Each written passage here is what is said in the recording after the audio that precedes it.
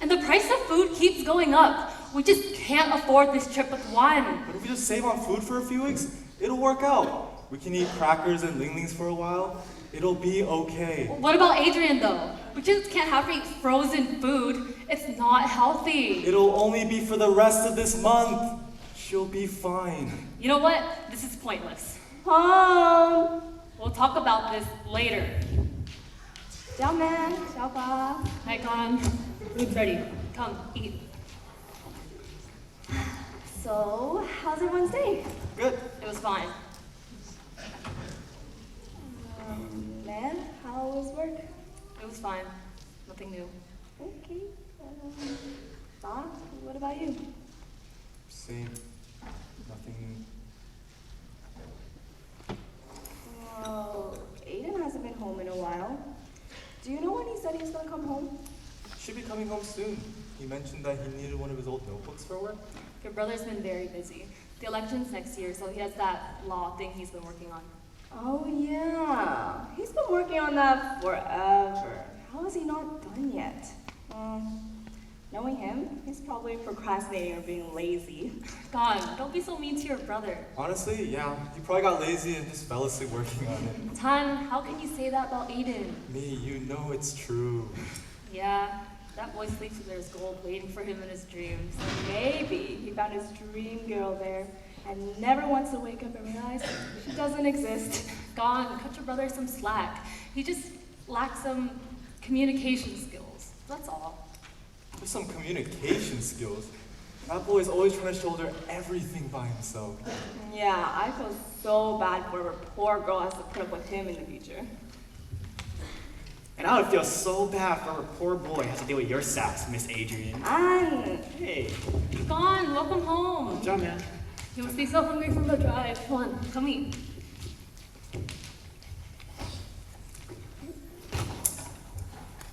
You got so skinny. Eat more, eat more. Look at you. You're all weak now. If you don't gym more, you'll never find a girlfriend. Weak? What are you talking about, Bat? These are all muscles! All right. My bad. But how was everyone? Gon, slow down. Remember, chew and swallow. Drink some water.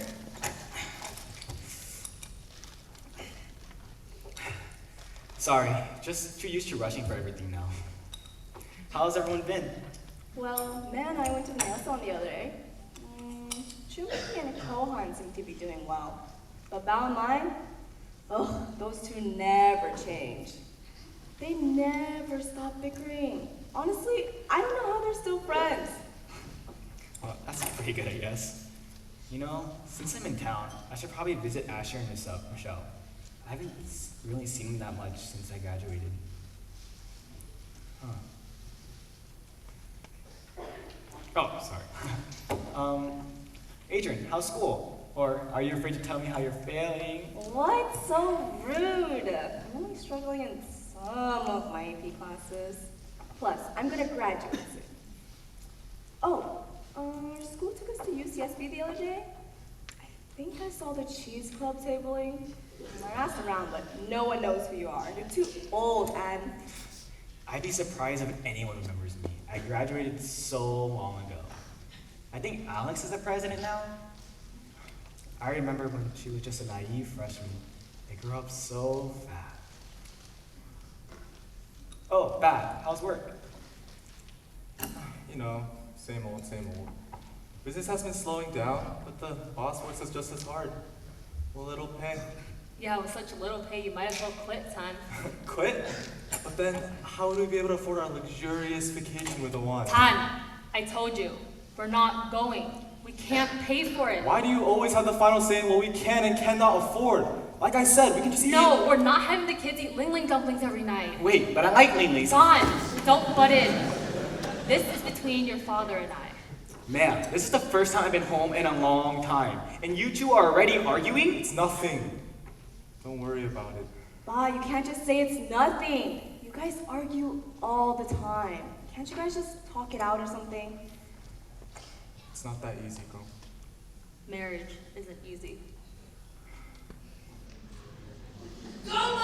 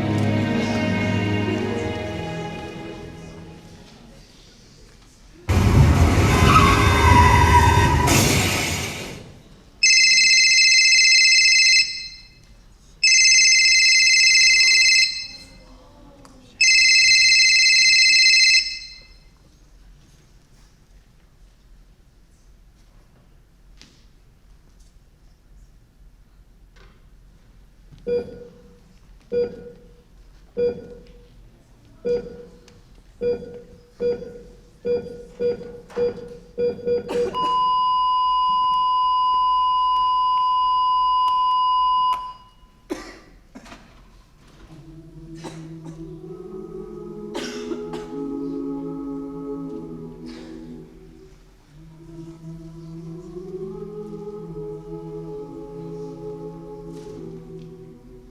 you try your best, but you don't succeed.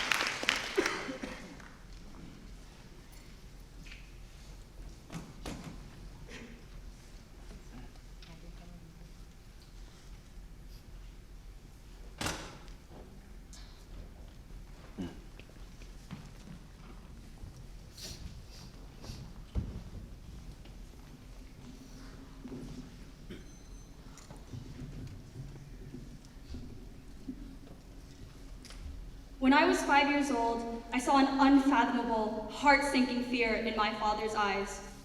My doctor had told him, She has cancer. now, as you can see, the story doesn't end with my funeral, but at the time, my father's body was trembling as he imagined having to bury his own child. He held me, and he promised me that he would never leave me, no matter how long we had to stay in this temporary hospital home. He promised. Eventually, I did recover, and now I'm even often asked, Were you scared of dying?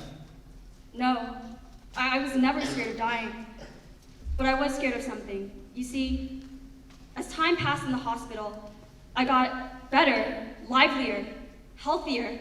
I knew I was going to be okay, and that it was only a matter of when. But as time passed for my father, he was getting slower, weaker, and just older. And even as we left the hospital, all this was still true. My aunt died when I was very young. I hardly knew her, and I remember at the time, my young, undeveloped mind couldn't quite understand what death entailed. I remember going to the funeral and running laps around the casket, being so amazed that so many people had brought flowers, not quite understanding any of it.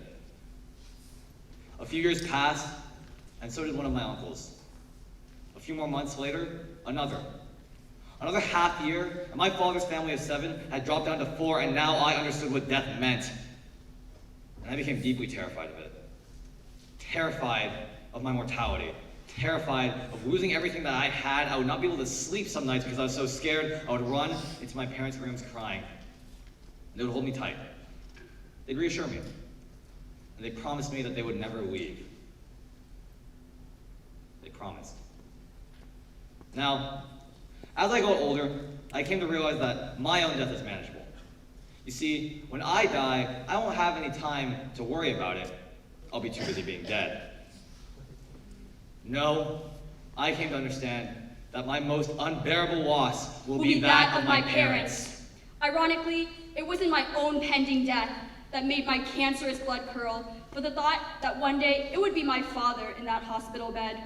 And it is not my own funeral that I dread, but the ones where I have to stay for the consequences. Because I know they'll be gone one day. It's just a matter of when.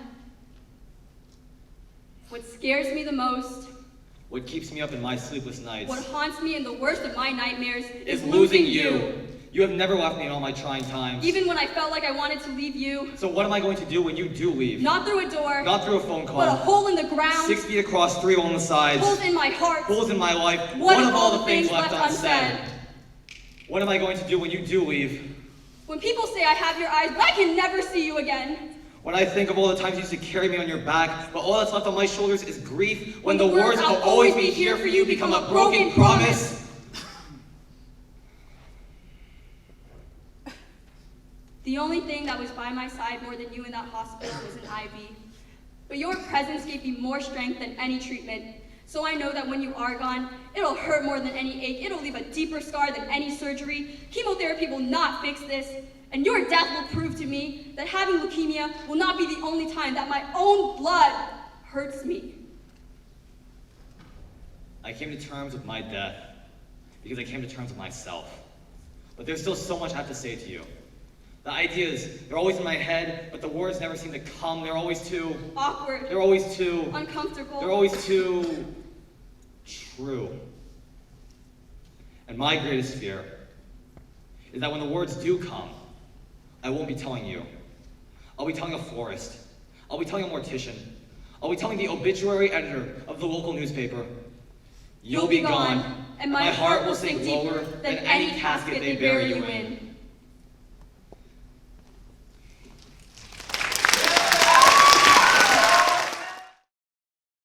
Oh my gosh. And this should be the last of it, right? Oh, sorry. There's one more. One more? I already moved like 10,000 suitcases. What are you trying to do? Move a village into my house? Well, they're not mine, you know. I have to get some of Mary Bass stuff, too. Hey,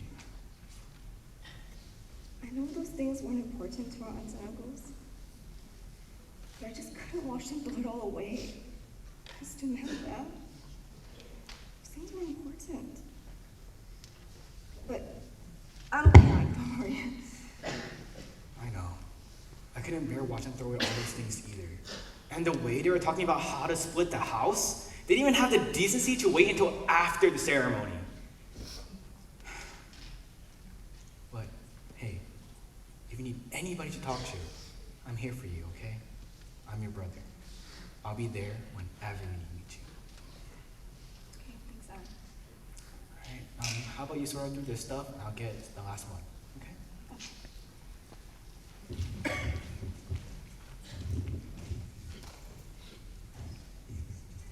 I can't believe I broke down in front of Anne like that. He's been so strong about the whole thing. I need to be strong like him. Still, this is smaller than I remembered. There's only one room, one bed. Anne, where am I supposed to put all my stuff? Oh, just put it in the room over there. I mean, that's your bed and there's your closet. But thinking about it now, with your enormous amount of clothes, I'll probably pick up some drawers soon. Okay, but what about you? Oh, I'll sleep on the futon right there. This little thing? Are you sure, Anne? Can you even fit on it? Adrian, you're underestimating me. I'm only like, what, 5'3"? And I lived in a triple all throughout college. Trust me, this is better. Don't worry about it, it's okay. How about you sort through your stuff, and I get to sort through man bad stuff first? What? That's not fair. Ugh. Fine, but don't go through too many things without me. Uh-huh, sure. Hopefully you'll finish by next year. Uh-huh.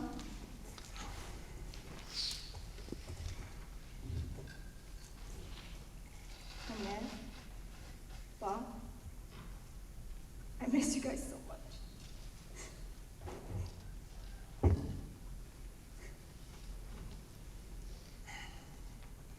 All right, let's see what we have here.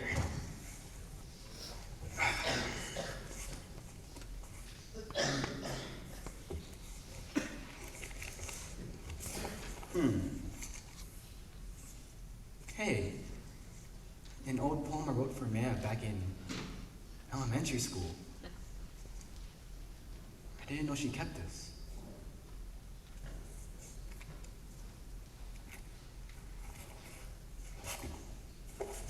What? Physics book?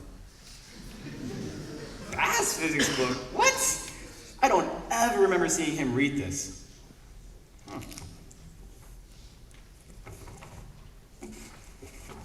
Wait, what are these?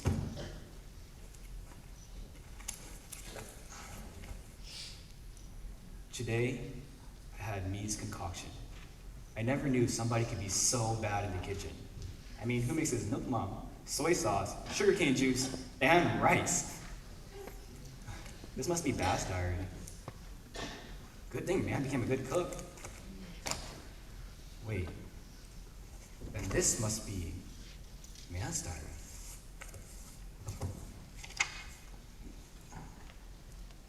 Dear diary, tonight I met the love of my life. Wait, this is probably when she met Bad. Huh.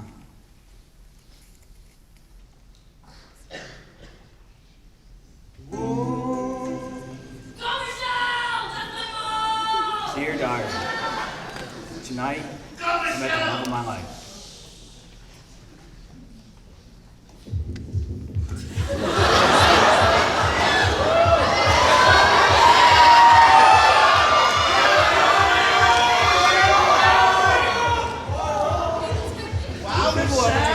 Other than stare at people at clubs. Probably not. Only gonna do it to cute people. Cute people? What cute people? It's like they're all hiding. Wow. Can we go home? Ton. We've only been here for 10 minutes. Plus, how are you gonna win over me if you're so boring all the time? Hey, keep it down, man. I don't want me to know. Also, I don't need a girl in my life. But you sure does look great. Did you guys say something? I said you could lose some weight. Wow, so honest. You're just such a good friend. Good for you. What? Wait, I think there's a guy eyeing you. You're kidding. I'm serious. If you turn around, there's a guy in a button-up that keeps looking at you. He's towards the right middle. He's a cutie. He totally seems like your type. A cutie? Can I look? Sure, but don't make it obvious. Yeah, okay. Where? And she made it obvious. Oh my god, he's coming over here. What do I do? Just ask cool, man. Be yourself. Yeah, okay. I bet he's a tool. He's gonna point out how thievish you are sitting in this corner. So, is it where I can find all the cool people that just come to the club and watch everyone else? Called it. Yeah? Great. I've been looking for you guys all night. This party sucks. So, you guys come here often? We're just, hanging out. You guys all students? Yeah, we're students, we know things. We're educated. And yourself? Alright, man, just making conversation. Dang. My name's Min. I'm a writer for the Saigon paper. Oh, me too. You write for the paper? No, that's the one not yet. I'm still a student in school. Oh boy, a writer, huh? Well, I'm studying physics. You wanna know some fun facts? This again. Well, boys and girls, fasten your seatbelts and get ready for the ride of your lifetime. Let me tell you why ice floats. I absolutely hate when don't you, Ton? I would never, ever want to be in a conversation that involves the word writing ever. Well, Your friends are, funny. Yeah, I'm sorry about that. It's okay. They seem nice. Come here often? A good amount of times, yeah. It's a good way to let loose when we're not studying. People watching in the corner is letting loose. Or, I guess you have a point, but it is kind of nice to just sit back and watch people. They can be so strange sometimes. See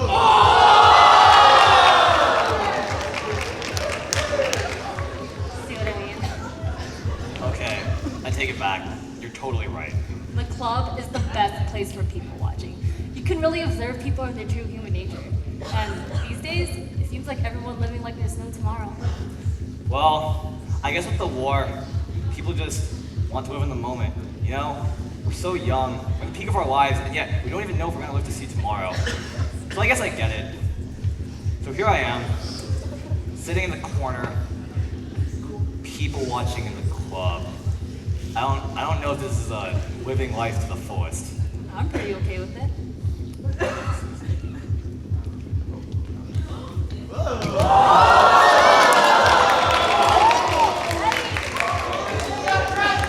Actually, I think I'd rather be eating right now.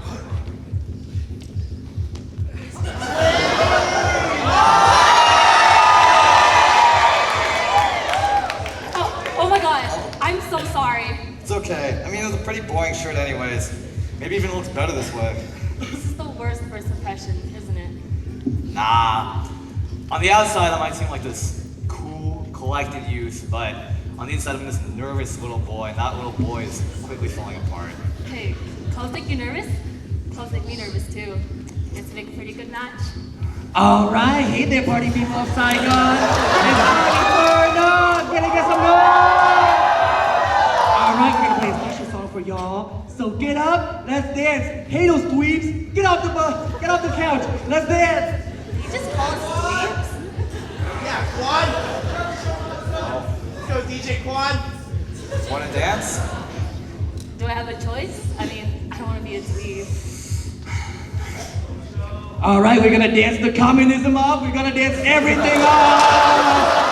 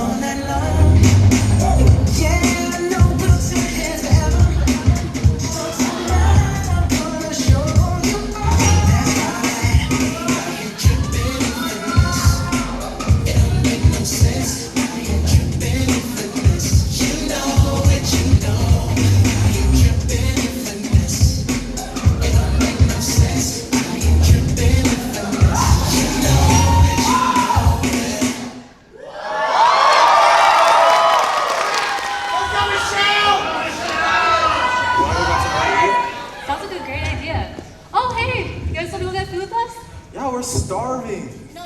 We've already had too much tea. You need to go. Go eat. Oh, time. Wait, but eating sounds so good right now. What's that? You say baby sounds so good right now? I think so too. You're so wise sometimes. See you guys later.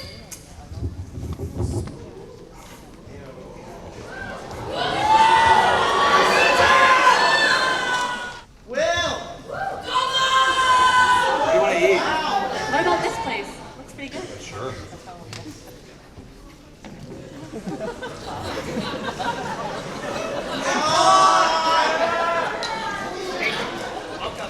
What do you want? Hey, aren't you that DJ from the club? The one that goes with beats? That's my night job. This is my night job. How about butter? Okay. Sorry, I haven't really decided. So long. My customers are waiting. You'll have one too. At least pho was the best after clubbing, right? Man, I guess. I'll never know what could have been. Trust me, this is going to be the best pho of your life. The best of my life. All right, I'll take your word for it.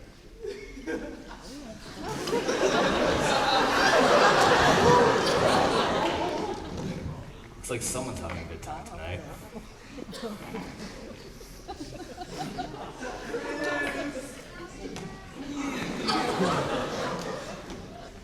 That was so rude. Well, I guess with the war, money's just getting tight. You spare any change? My brother's really sick. Yeah. Thank you. That was Bye, nice of you. Chris. You remind me of a friend of mine. Oh, do you see him around often? He actually died in the war a couple of years ago. Oh, I'm so sorry to hear about that. I mean, it's okay. I know he's in a better place. It's just, I just hate this stupid war. That's why I want to write. I feel like it's the best way that I can make a change, you know? This war makes the Vietnamese people so powerless. All we can do is sit tight, pray for the best. I feel like writing is the only way to change that. But, sorry, enough about that. Why do you want to write? I'm not really sure. For similar reasons, I guess. I just want to make a difference in someone's life. Maybe write a book one day. Oh, fuck. Didn't I want one too? Did you? Die. It's so demanding. Let me ask the kitchen.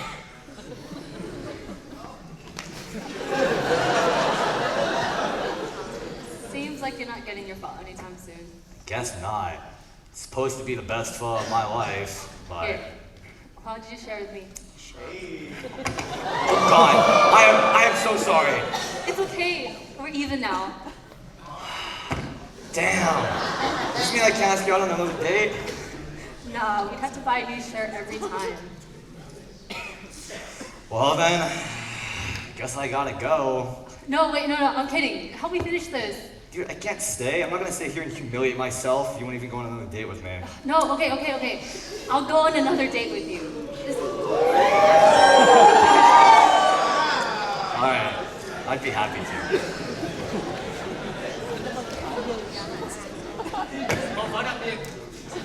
Are you serious?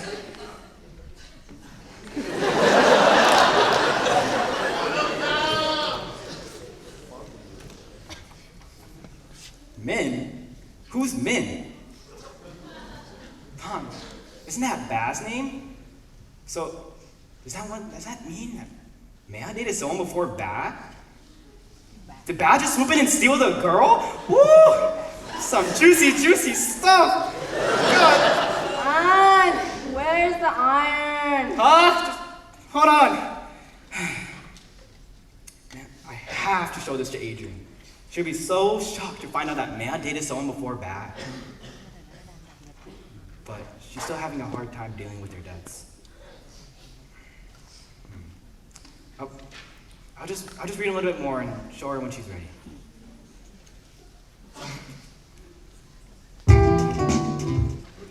Ugh, I hate school so much. I just want it to end already. Come on, Adrian, don't be like that. It can't be that. You're only learning what? Chemistry? Hey, I remember you struggling with AP chemistry back in the day too. Okay, it may not have been my best subject, but hey, come on, get up. Get up! Come on, help me set up the table. I'm cooking for you tonight. What? You're cooking for me.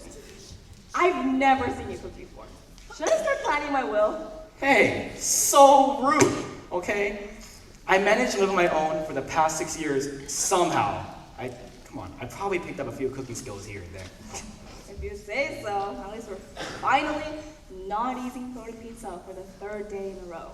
And don't even get me started on how many ling dumplings we've been eating this past month.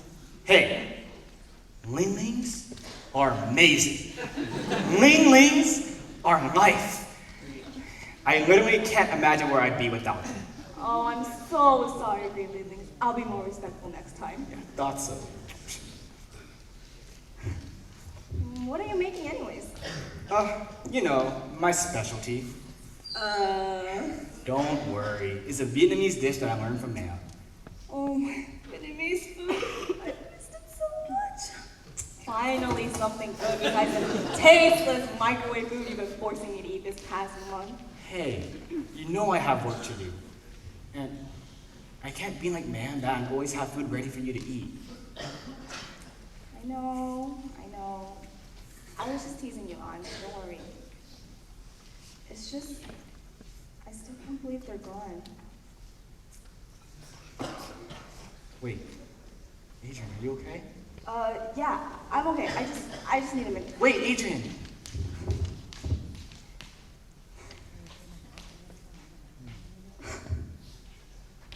Oh, man. It's been a month.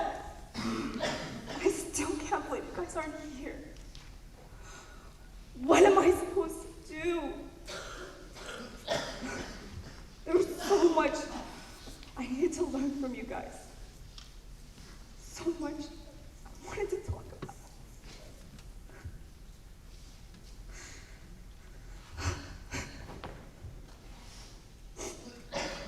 The worst thing is, my last real memory of you guys is you guys having an argument. I don't even remember what it's about. I just shut the door and let it happen. And that's my last real memory of you guys. Adrian, are you okay in there? Adrian, open up! Yeah, okay, I'm sorry. Are you sure? Yeah, don't worry. Wait, do you smell something burning? Oh no, the food!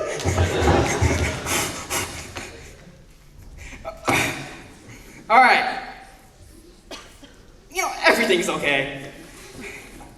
I meant to give it that smoky, natural flavor. You say so.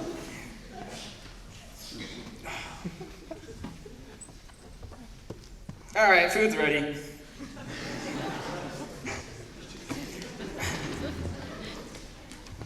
Here you go, madame.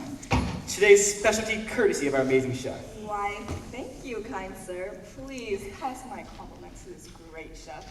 You gotta share the plate. Well, I don't want to. Anyways, what is this? Huh? Can't you tell? It's obviously gumdam. Gumdam? Gumdam is literally called broken rice. There's no rice in this dish. Well, I know. It's just that our rice cooker broke recently, but it's good. You know, don't worry about it. You know, these spaghetti noodles, they're great. They cook so fast, and you can leave them in there and they'll never overcook. Okay, but spaghetti noodles? Okay, I know that's, but think about it. The meat and the vegetables, right? They're all basically the same as the one that Ma'am put in ours. Yeah, but gumdam's more than just the meat and vegetables. It's the grilled meat, the vegetables, the meatloaf, and the broken rice. There's not even enough mom to put on this. I know. It's just that I've been really busy with work, and I just don't have time to make everything that exact. Plus, this method, way more convenient. Convenient. Traditional food is about being convenient. You can't just throw stuff in a pot and call it a cultural cuisine. Hey, if you're gonna be so rude about what we eat, then you can just eat frozen foods from now on. Or you can cook yourself eggs and rice for the next 100 meals. But since you don't have any respect for the great menus, Adrian, don't you dare go near any of them. Hey, I guess this isn't so terrible. Better than your precious lilies, though, Anne. How dare you? Let's go, Rose!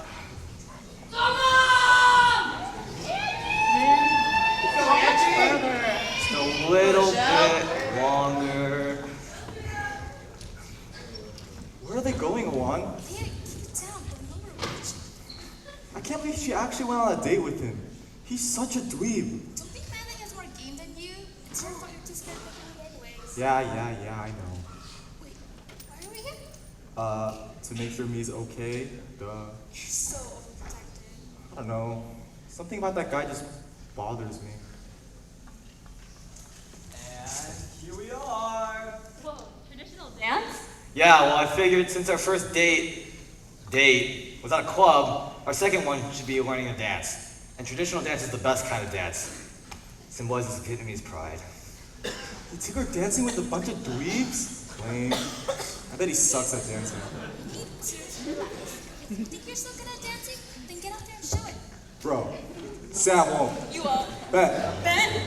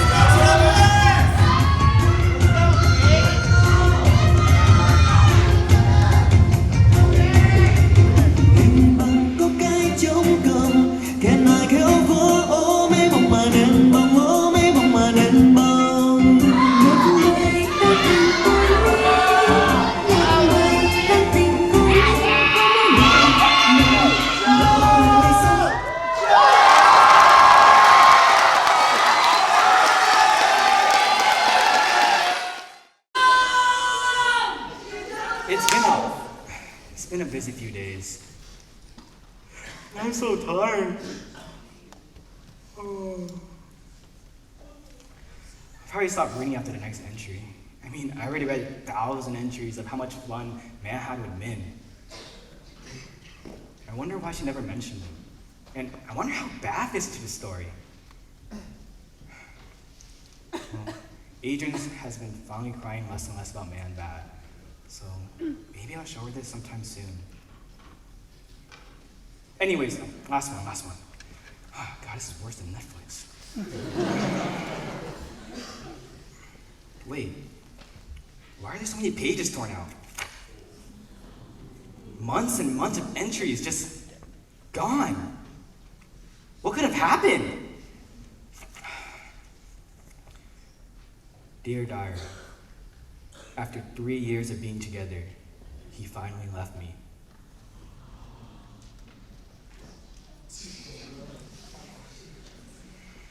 I'm so glad to get have dinner tonight. You've been so busy these days. Work is busy these days. A lot to write on. Are you still writing those articles? Yes, I am. They say Saigon is going to fall soon. I know. They say that they're finally going to attack Saigon and finally give it what it deserves. I know. The new government might take away all we have.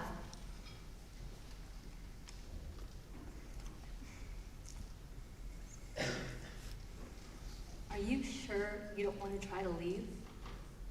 We've already talked about this. I'm not going to leave. You're a powerful writer for the Saigon newspaper. You're a big figure in the anti-communist movement. If the North takes over, they might be out to get you. Those dogs won't be able to do anything to me. You don't know that. I do. And even if they could, I would die fighting. I'm gonna fight communism for as long as I live. Min, I know we've already talked about this, but are you sure you don't want to try to go to America? Exactly. We have already talked about this, haven't we? So you know what my answer is. It's no. Well, what about the baby? Don't you want him to live a better life? One that's free?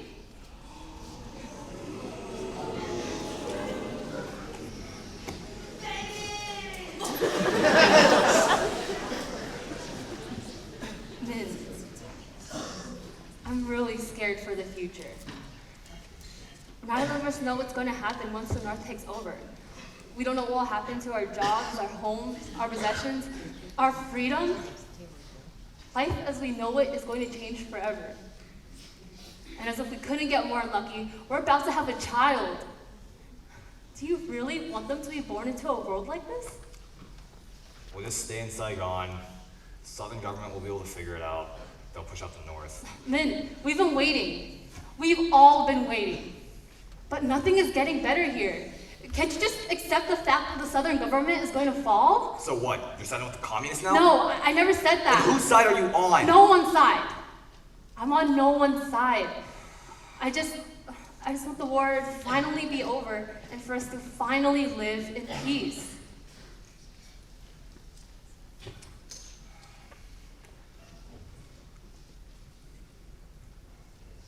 Min, you want to be with me, right? For life? To have a family? I think we should go to America. It's for the best. We can find a boat and we can leave by next month. Look, I know it's a lot to ask, to leave everything you have and all you know behind, but the stakes are high. Vietnam will no longer be the same. And I want what's best for us and for our child. For our child. Please.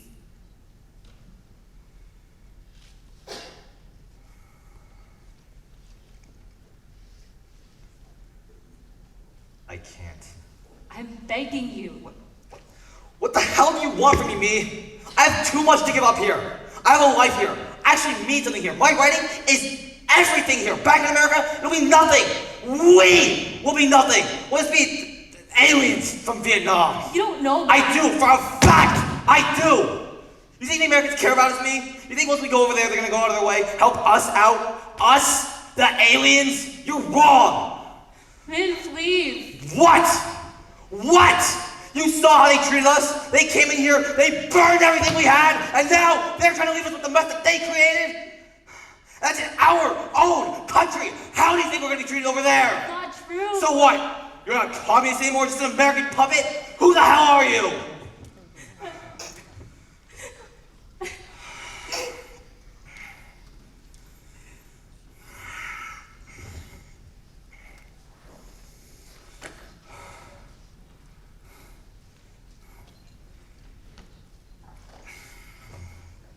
I'm sorry.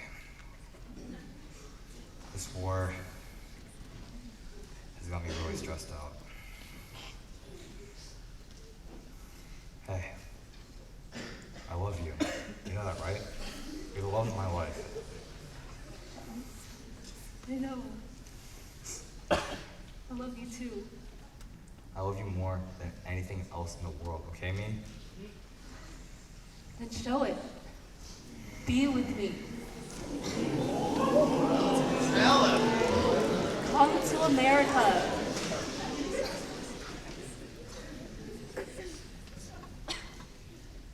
But I can't. I can't.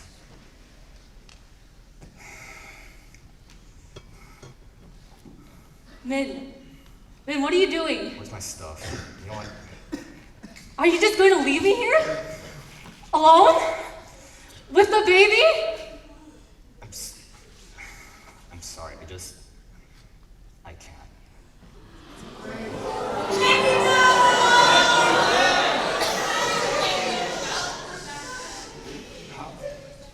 How can this be?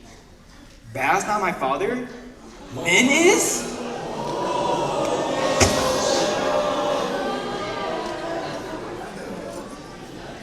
After all these years, watching my parents struggling in America, wondering why they came, it's ironic. I mean, after all this time, I'm to blame. I'm the reason why Man wanted to move. I'm the reason why Min left Man. Who knows? Maybe I'm the reason why Man and Bat always argue. I have to hide this from Adrian. She can never know of this. She can never know of Min. And she can never know of the truth. If I can barely handle it, she'll never be able to.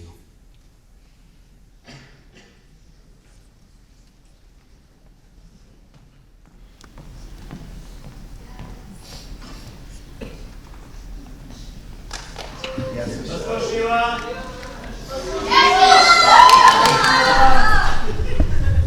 I learned to love my father the way that I learned to write Vietnamese. Vietnamese is a Latin-based writing system. It uses the English alphabet, and it seems so simple, like it should be common sense.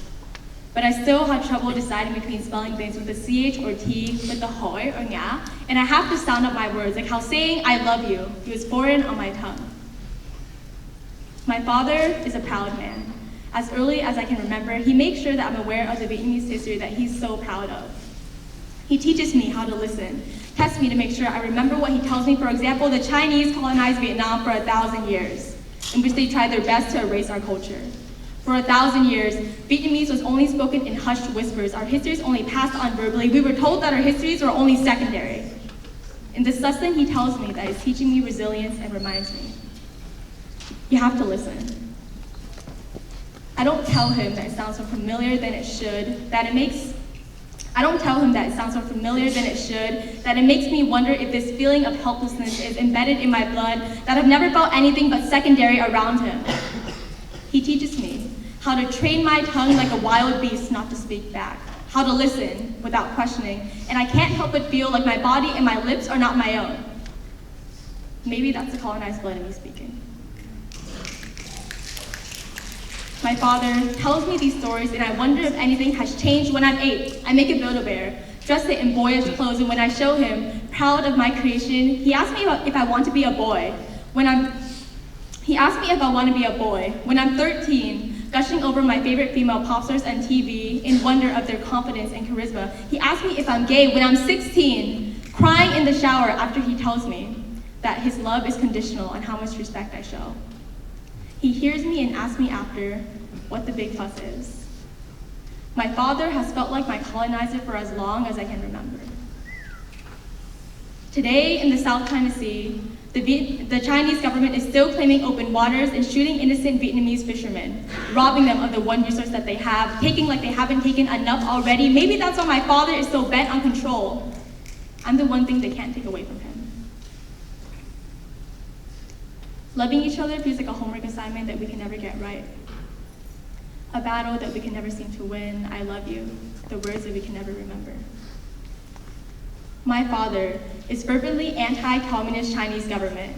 He reads the Vietnamese newspapers every day, signs online petitions, writes angry comments and articles. He fights a proud one-man battle, boycotts Chinese products, even though few other Vietnamese people do, even though everything is made in China these days. I catch him once, looking helplessly at his favorite Asian drink that just started getting manufactured in China. I watch him desperately try to teach my 13-year-old sister Vietnamese, try to train her tongue to pronounce the words that they've forgotten forever how to. One night, when I'm away for college, I'm sitting at the beach washed over by a high tide of loneliness, and I imagine that this is how he must have felt. Alone on a fishing boat, surrounded by a black sea and twinkling stars, praying that he could make it to a refugee camp, not knowing that he would only continue to lose more of what he loved. My father has always said that I remind him of himself, and I realize that we share the same colonized blood, the same historic sense of helplessness. We hold on to the things that are important to us, even if sometimes we grip so hard that we hurt them and ourselves, nails leaving bright red crescents in our palms. I never really learned how to write Vietnamese well, and I suppose that maybe I never learned how to love my dad right either. I still have to teach myself. Take deep breaths when I get frustrated that the words don't come out right. I have to Google how to spell certain Vietnamese words, and whenever I read his text, it always takes me 3 times as long as reading an English text message would. He reminds me to schedule my doctor's appointments, sends me Vietnamese articles on self-help. I read them when I'm free, text him back, "Cảm ơn ba," "Thank you, ba," and we love each other in the clumsy, fumbling, and earnest way that I've learned to write Vietnamese.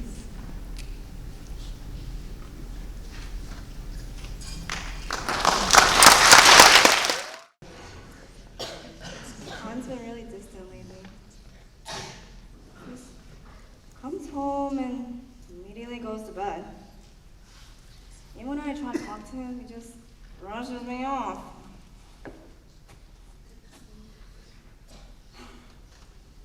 I guess he's been really busy with work lately, though. Well, tonight, I'm gonna make a nice Vietnamese meal that Matt taught me, and then we can talk like we used to. Still, I never knew prepping took this long. Matt always had it ready, so when I got home, we would just immediately start cooking. Man, I really took those things for granted. I'm home. Welcome home, Ann. What smells so good? Wait, Adrian, you're cooking? Mm-hmm. And it's fun sale? Wait, when did you learn how to cook this? Well, after you left for college, I didn't just sit around doing nothing. For the past 7 years, I helped Matt cook whenever I got the chance to. I may not know how to make everything as well as she did, but I did pick up some cooking skills here and there. Cool. Anyways, I'm almost done, so can you prep the table? Oh, Adrian, so these are my coworkers. So this is Maximilian of Northshire III, and this is Ted. I've been working with them about a year or 2 now. Oh, guys, this is my little sister, Adrian. Hi, Adrian. What's up? Just call me Max. Aiden likes being a douche, and calling me by my legal name. Dude, Maximum Norshire III is a great name. It really isn't. Nice to meet you, Adrian. It's nice to finally meet Aiden's younger sister. He never seems to stop talking about you at work. Well, hopefully all good things, right? Can you guys take off your shoes? Oh yeah, sorry, I totally forgot about that. It's okay. Ugh, such a hassle. I almost forgot about this archaic custom. You know what? I told my parents to keep our shoes on indoors, and you know what? It's so much better. You should try it. If you want to clean up after yourself, go ahead. It was a joke, man. Anyways, sit down. Food's almost ready. Right.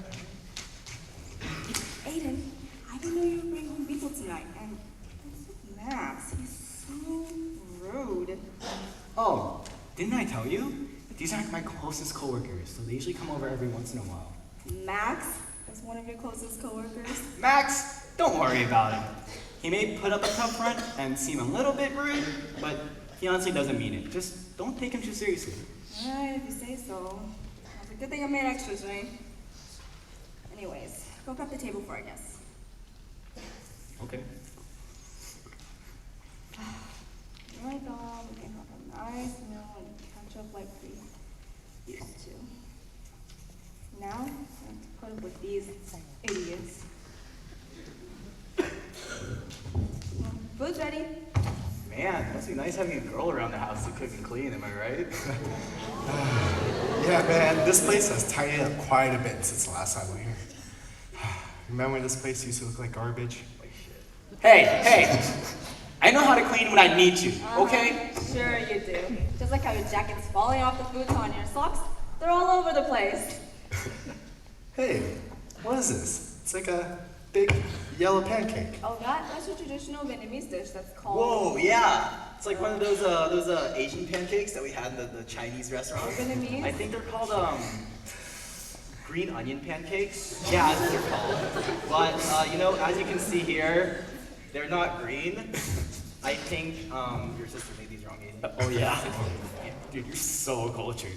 Thank you. Please educate us more with your amazing whitewash Asian knowledge.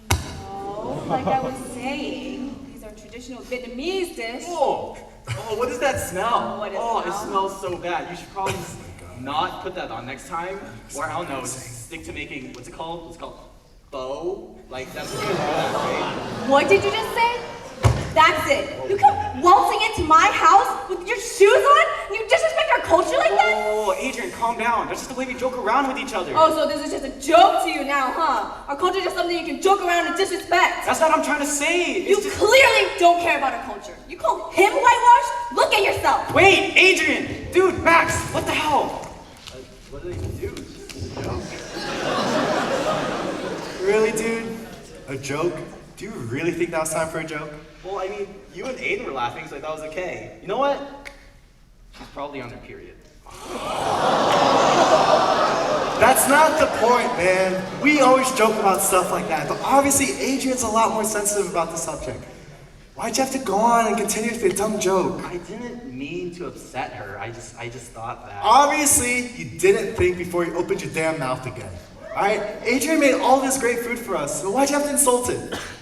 Well, you know, isn't it too late for you to be saying something? You didn't say anything. That's Aiden not- didn't say that's- anything.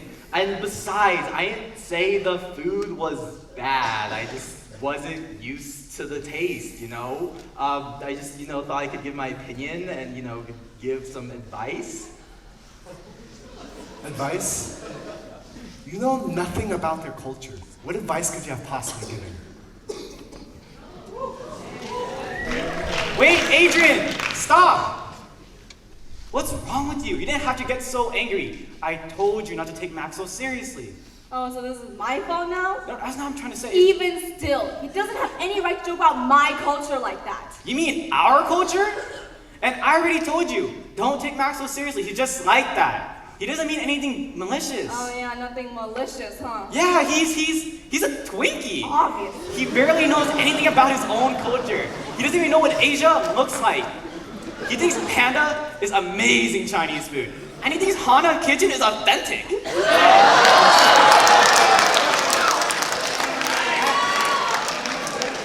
And it just became like a running joke between us, you know? Whenever we interact with something even remotely close to being Asian, he pretends to know so much, while Ted and I, we just laugh at him for it. Culture and tradition are not things to be taken so lightly.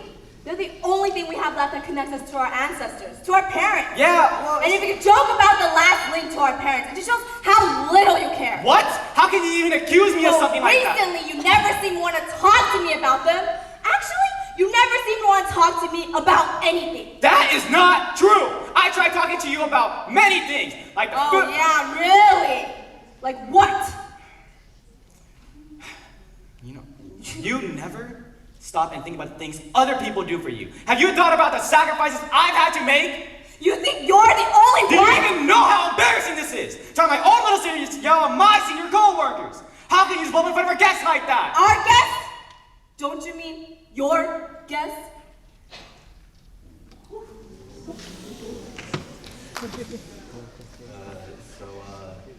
We gonna eat that or? I can't believe they actually just left us like that. No, seriously, what kind of hosts are they? You hungry? Yeah, dude, let's go. You know what I'm really feeling right now? What? Panda Express. Yeah, that is the best Chinese food. It's not Chinese food. Dude, you think General So Listen, wants what's it? the last Min left me. What? I can't hear you if you're talking to the pillow. Min left me. Are you serious? Why would he do that? Aren't you guys having a kid together? We knew he was a jerk. I wanted to go to America, but he didn't. So he left. Simple as that. I don't know what to do. What do I do? I'm about to have this kid, and this kid is going to be born into a world of war. I mean, you still can't go to America. What do you mean? It's been a while since we've seen you, Me. You've been spending so much time with Min that we haven't caught up in so long. But, long story short, Dad and I are considering going to America.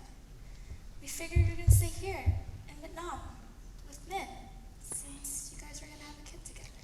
Me, I'm sorry he left you, but you dodged a bullet. He wasn't a good guy. He was selfish and wasn't willing to set aside his pride for you and your child. You deserve better. I hope you know that. And it's not too late for a better life now. You can come to America with us, the Three Musketeers. Reunited again, huh? Think about how great life in America is going to be. America is the land of the free. Everything will be so much better there. There's less poverty there, and you wouldn't be as hungry. Everything's better there. The houses, the buildings, the stores, even the food. They have some pretty cool technology there too. I heard that they have doors that open by themselves in front of stores. Apparently, according to what people say, you approach the door and it just opens. Sounds like magic, doesn't it? Really, Todd? There's so much opportunity in America, and the thing you're the most excited about is doors opening by themselves. Well, I'm excited about other things too. Like, have you ever tried American ice cream? Sure, we have similar things here, but I heard it doesn't compare to what's in America. I bet you it'll taste like heaven. Don't you agree, Juan? Yes, sir. The first thing we're going to do when we get there is buy ice cream. Okay. Doesn't that sound amazing, me? Okay. I get it. Everything is bigger and better in America. But aren't you guys afraid of leaving everything behind? What if all this isn't true? What if Min is right? What if no one cares about us there? What if we're worth nothing in America? Min said that? Yeah. His entire reason for not wanting to go, besides his political views, was we'd start from nothing. We'd lose everything we have. Sure. I guess, in some sort of way, he's right. We will start from nothing. But he's also wrong. With the corrupt government here, it's so hard to move up in society. Only the rich can succeed. We're not rich. Our chances of moving up are low. But in America, everyone is free. We can be anything we want. I want to be an astronaut. Can you imagine? Tan Nguyen, the first Vietnamese astronaut to ever set foot on the moon. Cute dream time. I would want to be a doctor. Dr. Trump, at your service. How can I help you today? What is it, Ton? Do you need me to treat your case of being a loser? Why am I always getting attacked? There it is. I missed that laugh. Ton, we both missed that laugh. All right. Both of us missed that laugh. Tan, I think you have a pretty good chance of being an astronaut. Really? See you on? See you on. At least me believes in me. Yeah, because you're still out of this world sometimes. Anyway, in the end, me, you get our point. Going to America could be better for everyone. Even if we don't become an astronaut or a doctor or just the person of our dreams. At least we can make it easier for our kids to do what they want. At least someone in the world could be happy. If you stay here in Vietnam, I'm not sure you can do that for them. Me, we care about you. A lot. In the end, we just want you to be happy. I know. I really needed this. Thanks, guys, but I think I'm going to need more time to think about it. I'm sure you'll make the right decision in the end. We're not sure when we'll be going, but it'll be sometime soon. We're working on making arrangements, so you have some time. But let us know soon, okay?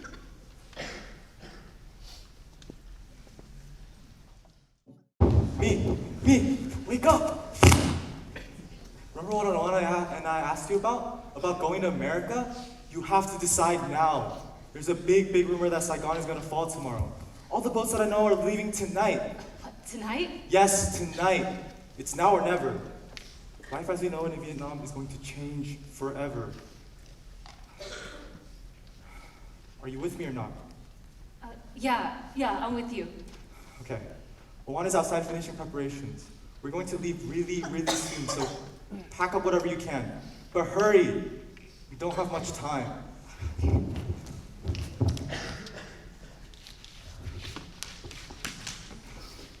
How do I pack up my life out of nowhere? So many things I don't want to leave behind. So many memories. We need to leave soon. Okay. I think they'll be here any minute.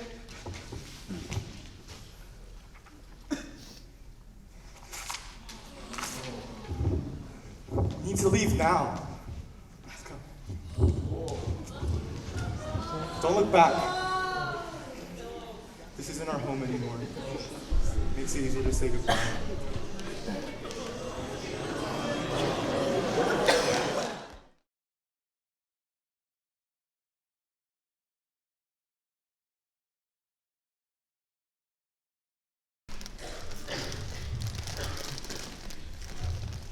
Thanks for coming with me, Tan. I was really nervous. First job interview in America is a pretty big stepping stone, huh? Anytime. Plus, I needed to stop by the store anyway. Thank you so much again. I really appreciate this. All right. If you keep pausing to thank me, you'll be late for your interview. Good luck. You got this.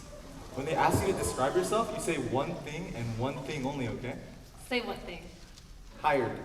Good work. I know. Now go get hired. Alrighty, back at Walmart. My favorite place in the world. Wonder what they got here today. I finally have enough money to buy me some ice cream. Maybe I'll buy me some flowers too so she'll have a nice surprise after she gets hired.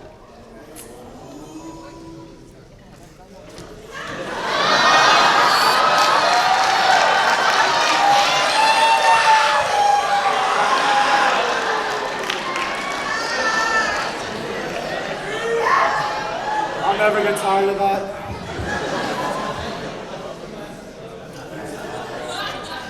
Hey there, party people at Walmart.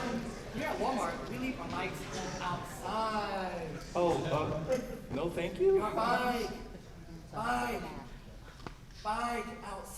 Oh, leave outside. Okay, thank you, sir. You're welcome. I'm not really sure what he meant, but I'm assuming I'm not allowed to bring my bike inside? But where do I leave it?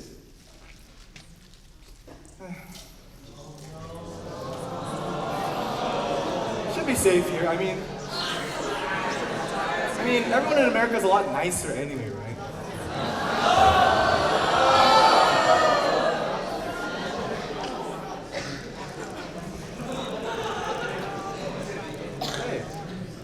I wonder what they got on American TV.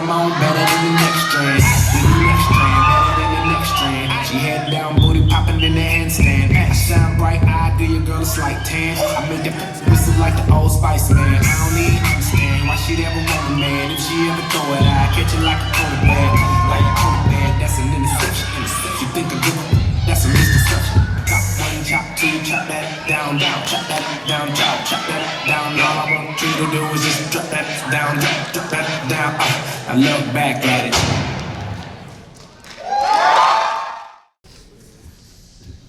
That's what's on American TV? It's so, oh man. If there's one thing I miss about Vietnam, it's the old dances. They were so nice.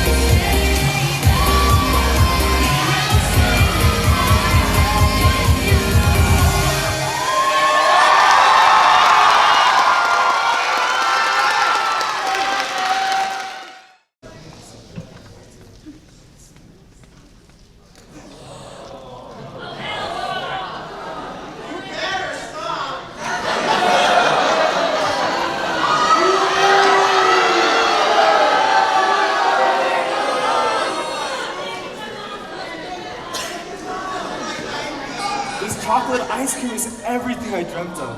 I can't wait to try it. And how he likes the flowers I got her. Wait.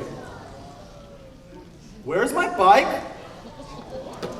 It's gone? But how? Did someone actually steal it? I just got that bike yesterday. Congrats on getting hired.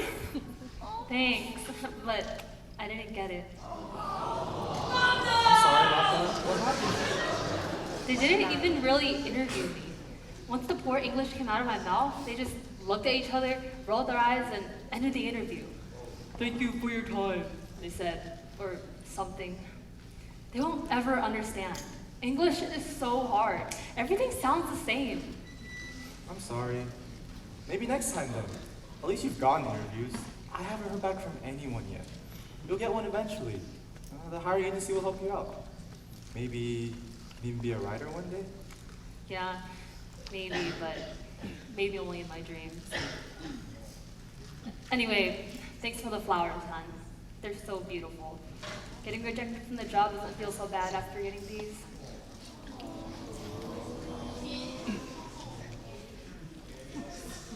Hey, where's your bike? Oh. I think it got stolen. What? How? I don't know. I thought Americans were too nice to steal bikes. I mean, there's no war here. There's no reason for people to steal. Tom, you wouldn't do this in Vietnam. People steal bikes all the time there. People steal bikes everywhere. I know. I was naive. I just thought... Guess we both had a bad day then. Sorry about your bike. It's okay. Life moves on. I got this chocolate ice cream though. Everything I dreamt chocolate ice cream to be like. Eat it, and people watch on the street. It's been a bad day. I think we deserve to treat ourselves. I agree.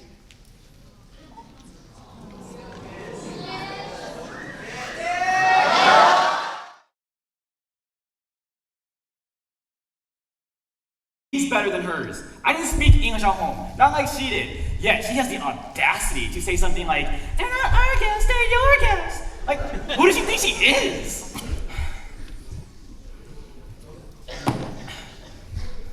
Well, Zach, Ashley, what do you think?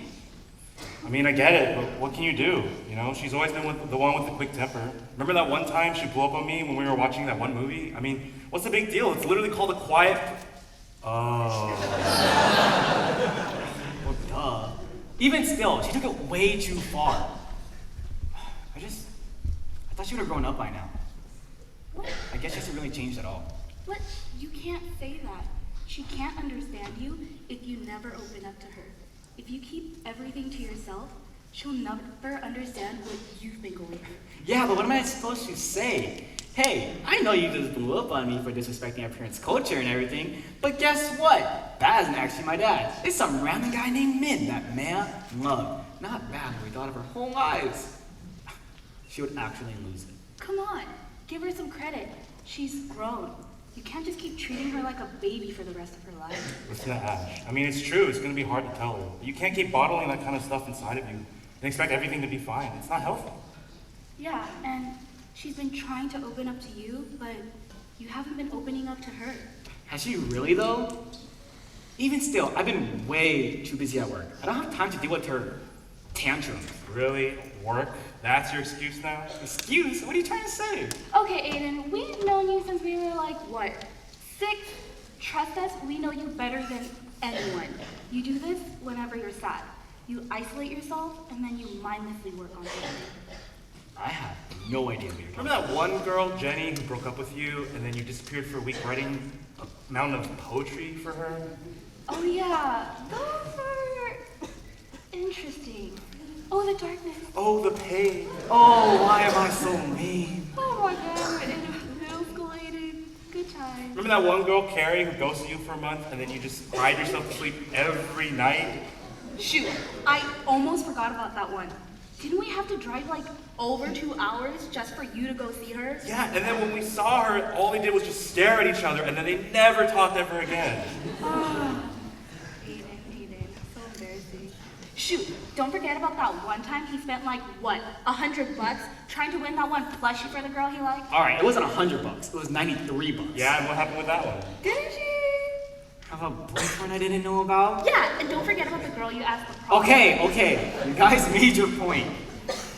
Gosh, I have way too many embarrassing stories. Dude, those aren't even the worst. Remember that one time you called us saying you had that one girlfriend? Even though we all warned you not to date her? That it wasn't gonna end up well? That it was a mistake? And what happened with that one? All right, I remember. Man, you guys never let me live any of those down. Especially the 1 hour relationship. Jesus, such a rough time. It's not like that was your first girlfriend or anything. Hey, I know you guys make it seem easy, but relationships are hard, okay? Yeah, but you never really learned from those, did you? No, guess I didn't. Even though I embarrassed myself over and over again, it was a simpler time, a more carefree time. Yeah, but back to the topic on hand. Aiden, you need to open up more to Adrian. You can't just keep treating her like a kid anymore. Yeah, but it's just... Thanks, babe. Anyways, like I was saying, Adrian, she's 18 now, and you have to stop cutting her out. She's grown, and you have to understand that she does that. I know that, and I know I should tell her. It's just that she'll always be my younger sister. I can't just burden her with information that even I can barely handle. Yeah, but didn't you say that as her brother, you'd always be there for her whenever she needed someone? I mean, it doesn't just work one way. She's there for you too. Yeah, but I'm her older brother. I have to be the rock that won't move, no matter how strong the current is. We can't both just be pebbles that are just thrown around by the current. Yes, but over time, even rocks will be chipped away until nothing but a pebble remains.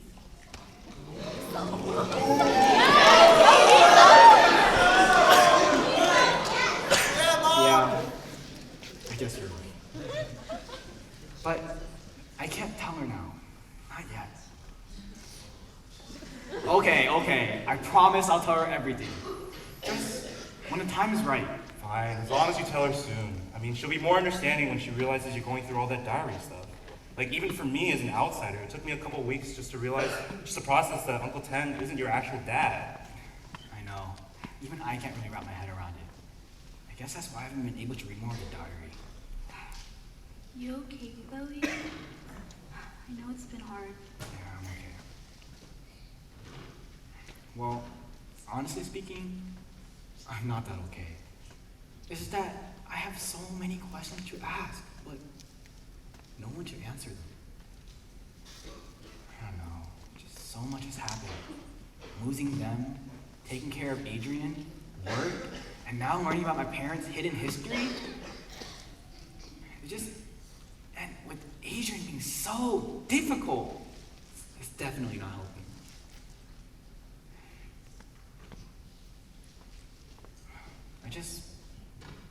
I wish I had my parents here to help me. I never realized how much I was able to ask them for help, how much I was able to tell them, how much advice they gave. Aiden, I know these past few weeks have been really hard on you, but no matter what, know that we're here for you. How about you read the next diary entry with us? I don't know. Come on. I mean, we're not going to be any replacement for your parents, but at least we'll be here for you when things get tough. All right, fine. I'll take you guys on that offer. You guys know you're honestly the best, right?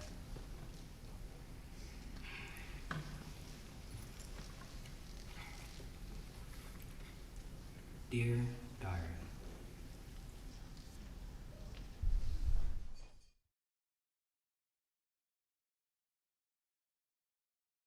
We need you to work your 60 hours a week. But No one. Do you want to keep your job or not? You barely even speak English. You should be thankful you're in America in the first place. Now, is there anything else you want to talk to me about? no, ma'am. Good. It's getting late. I'll see you tomorrow.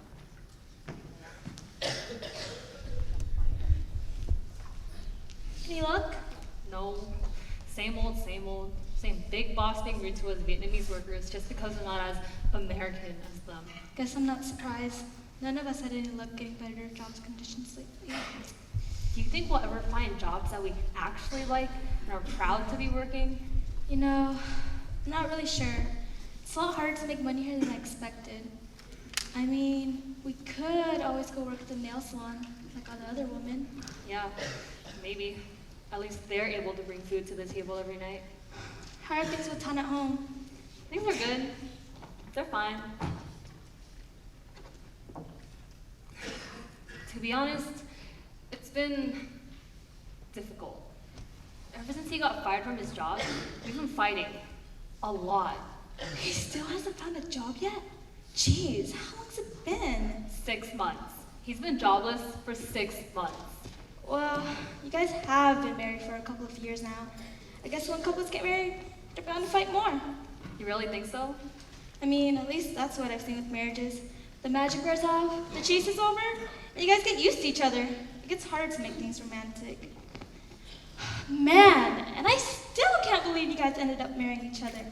The three of us were friends for ages. Ever since high school, it was always Tan, hopelessly chasing after you. You not noticing. How do you do it?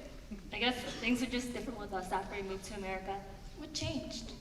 You know, I'm not really sure. He was always really good to me. But lately, it's just been so difficult. Ever since he got fired from his job, all he does is stay at home. When he first got fired, he actually tried looking for jobs, but now he doesn't even try. He just does the same thing every day. Takes Amy to school, cooks, cleans, and watches TV. For 6 months. Every day I feel like he falls deeper and deeper into this void. That makes sense. The last time I saw him, he didn't look as happy. At least, not as happy as he was when we first came to America. How long ago was that? 5 years? 5 years? Man, it feels like we moved here just yesterday. Yeah, I can't believe how fast time went by. We were so hopeful. So young. Hey, can I ask you a weird question? What is it? Do you ever think about what it would have been like if we hadn't left for America? If we stayed in Vietnam? No, not really. Or not until recently, at least. Things would have been completely different. I could have become a writer, maybe.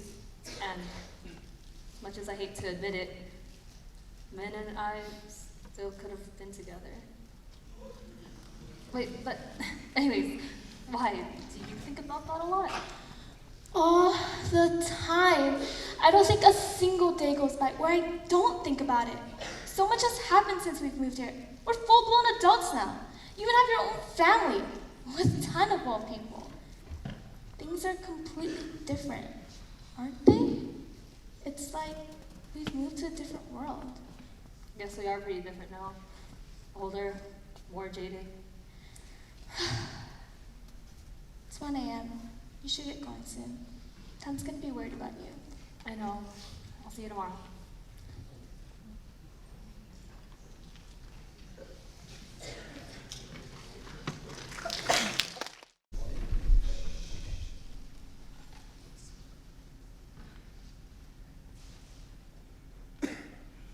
We are born, letting out our first cries into the world. Not certain of anything, like stone smooth, unblemished by the world around me, a lotus flower blooming pure white in a pool of muddy water. A blank slate with no meaning of who or what I am. But maybe it didn't matter. You had already decided it. And as I grew up, I would learn what the world sees when I say, hello, I am... Foreign. I would describe myself as... Quiet and obedient. My strongest traits Is are... to do what is told of you. When I grow up, I want to be... A doctor, a tiger mom, a nail salon lady. America. My grandparents came here to see their children achieve dreams. But as I stand on free soil, who I am and what I will become are shackled to what you see. My body, my face. In the land of the free, I am in chains. I am drowning in an ocean of pressures and expectations, struggling to find air. It's as if my Asian identity is weighing me down, And in order to reach the surface, I have to leave that anchor behind. Ever since the early days of Asian immigrants operating washing machines, we have been stuck in an endless cycle of being portrayed as alien and inferior, men demeaned as non-masculine, women objectified as exotic. The washing down of our culture as the model minority continues to rinse and repeat. The American dream is the peak of Everest, but us Asians are without the proper equipment to reach the top, to wave that American flag and to make our mark. Instead, we tumble from an avalanche of, You all look alike. where are you really from? Go back to your country. We're jasmine leaves suffocating in greenhouses, surrounded by glass walls, covered by a glass ceiling that holds us back from being politicians, CEOs, from being pursuers of the American dream, from simply being American. We rise to break that glass ceiling that barricades us from the future that our white peers take for granted. We swim desperately to break free of how society defines us. Rising above the water, it is clear that my Asian identity is not what weighs me down. I am weighed down by these stereotypes, labels, and assumptions, these chains that society has shackled onto my appearance. And for me to break free, the world must realize that my Asian identity is a devotion to family, a spirit of perseverance hot in my blood, burning in the veins of my mother, my grandmother. But I am American, a free thinker, an open heart. I belong to this country of black and brown, blue and red. When did America become defined by a single face? Why did the eyes and noses of Asian Americans become foreign, illegal, alien? Why is it too strange for my face to represent the stories of all Americans, in books, on screens? When will America be ready for an Asian American president? It's time to clarify, world. I am Asian American. I would describe myself as Outspoken, innovative, artistic. When I grow up, I want to be Entrepreneur, a movie director. the President of the United States. It's time to tell my American story.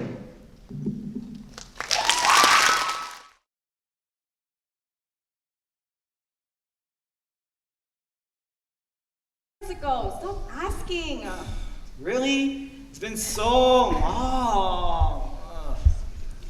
What are you even making? I thought you finished cooking like an hour ago. No, I was making tikka earlier. Man's favorite dish. Now I have to make bunryo.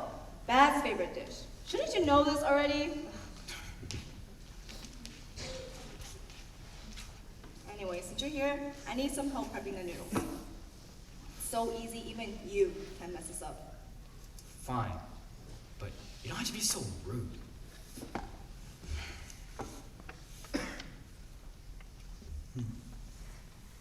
When was the last time we did this? I feel like it's been a while. Well, the last time I did this was for our grandparents. Oh yeah. I think the last time I did this was before you were even born. Huh. What was this called? 내담요. Nay, what? 내담? Never mind. Trying to teach you is a waste of time. I was actually trying to learn, you know. No, you know what? You don't have to be so toxic. Ever since my coworkers came over, you've been so aggressive towards me.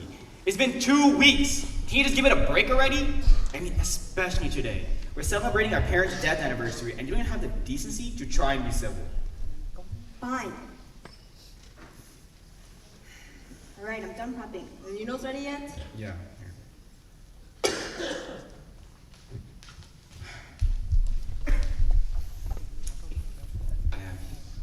I can't believe it's only been a month since I found out that Dad's not actually my dad. Aiden, get over here. The food's ready.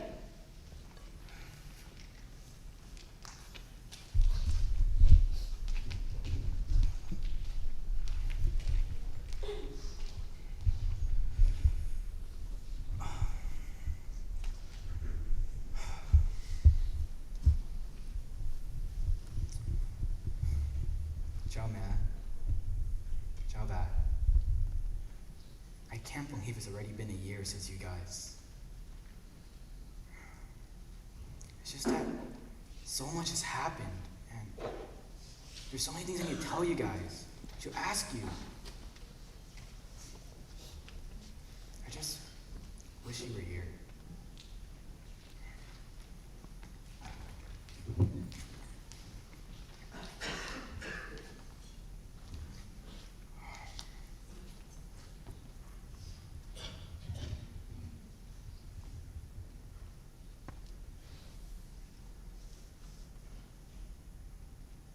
Ciao, man. Ciao, Bob. It's been a long and rough year. So much has changed. And I don't know if I can adapt or accept these changes. But I'll try my best for you guys.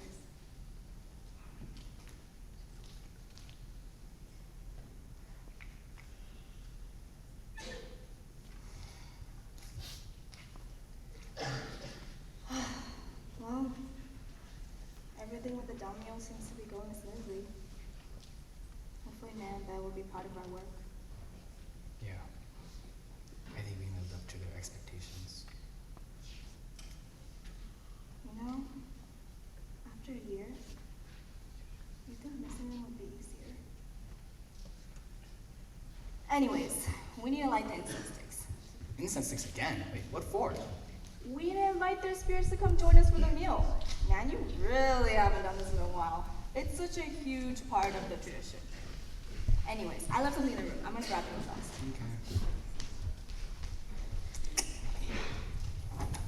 Okay. Alright, found it. Aiden, what are you doing? Huh? You're supposed to wait until after the incense sticks stop burning until you can eat the food. You only said we're just inviting their spirits over for a meal.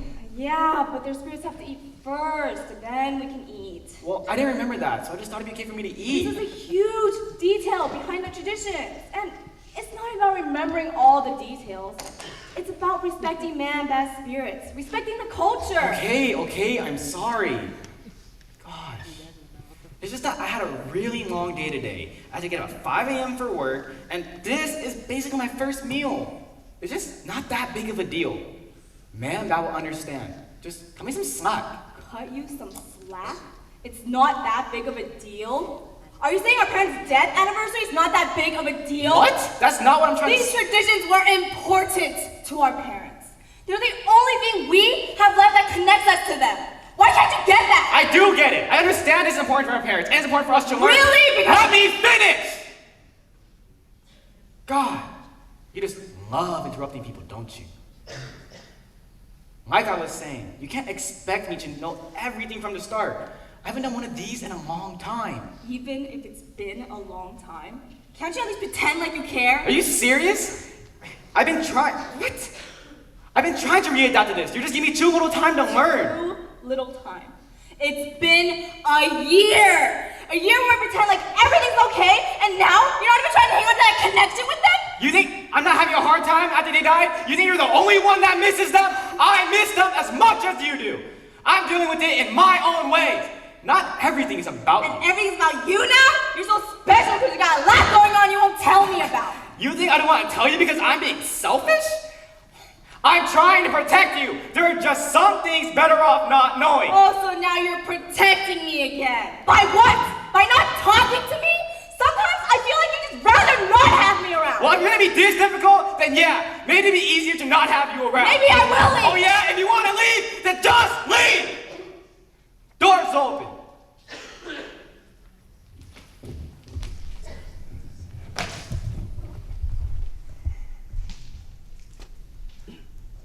Why does she have to be so unreasonable? Why can't she just be a little bit more understanding?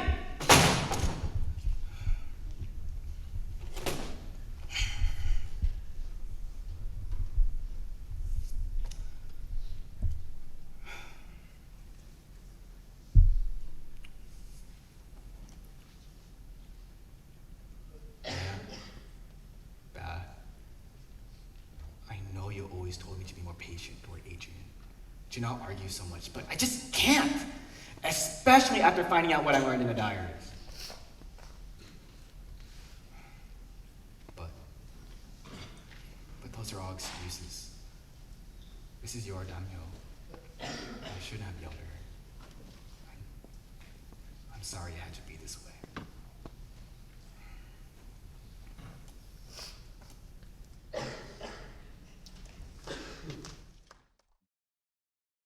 Guess Tom fell asleep. I'm tired. Time for me to sleep too.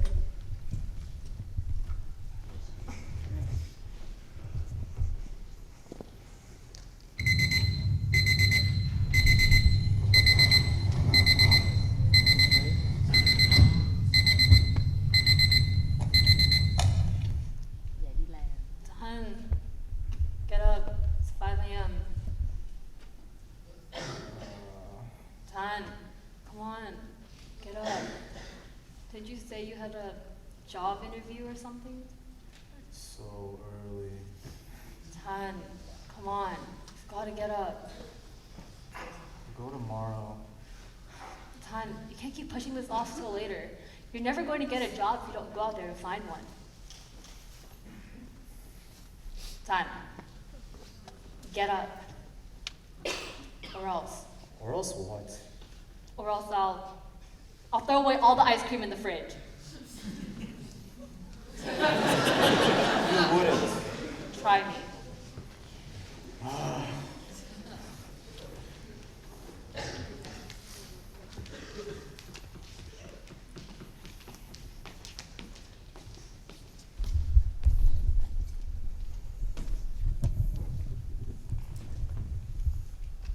Why'd you come home so late yesterday? You usually get back around 1, but you came back at like 2.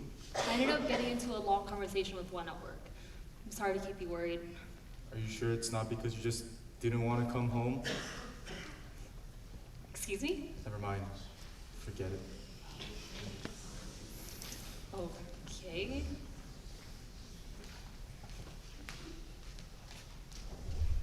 So, how'd the job hunt go?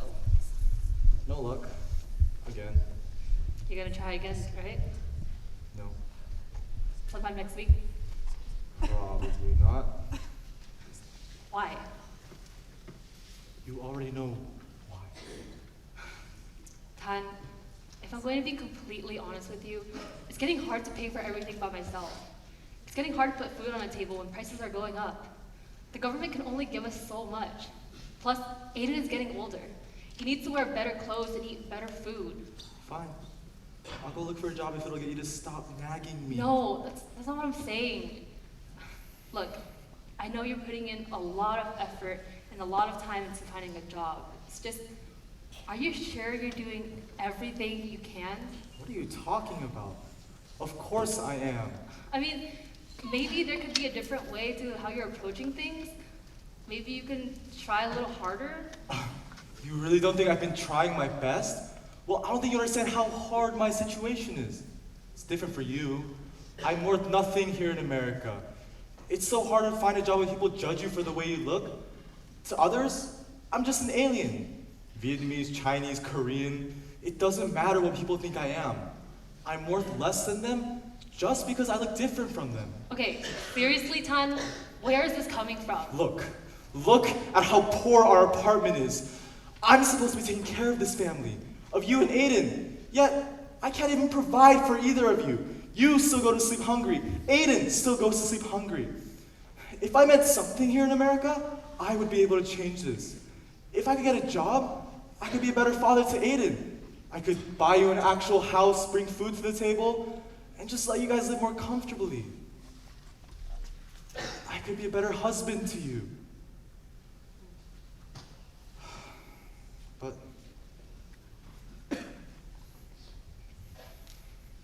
it's no use. This is all just a broken dream. In America, no matter how hard I work, it seems like nothing helps. Me, being Vietnamese, makes succeeding impossible.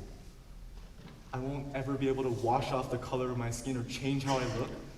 But to others, actual Americans, of course it's easier for them. It's easier for them because they know how to speak English. They're not like us. Tan, can I be honest with you? What? You're reminding me of Min. I mean, he was at least smart enough to be realistic about things.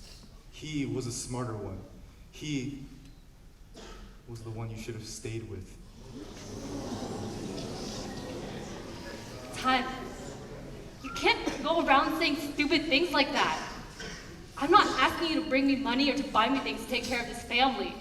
Sure, we're poor. That's fine. We can change that. It's just, I just need you to be there. As a father, as my husband. You've been so distant from Aiden and me. Really? You think I've been distant from you? It seems like you keep finding new reasons to come home later and later from work. Maybe because I actually need to make money for this family? Well, if it's not work, then there's always somewhere else you need to be. You're never even home anymore. Did you ever think that you were the one being distant? Don't be ridiculous. Maybe there's some other family out there that makes you happier? Some other guy?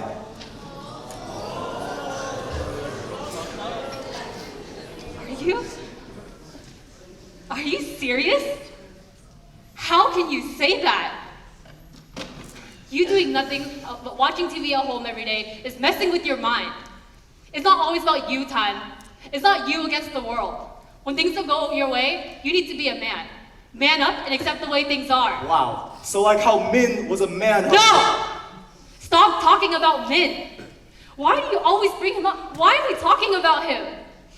Why did you get so petty, so irrational? What I'm trying to say is you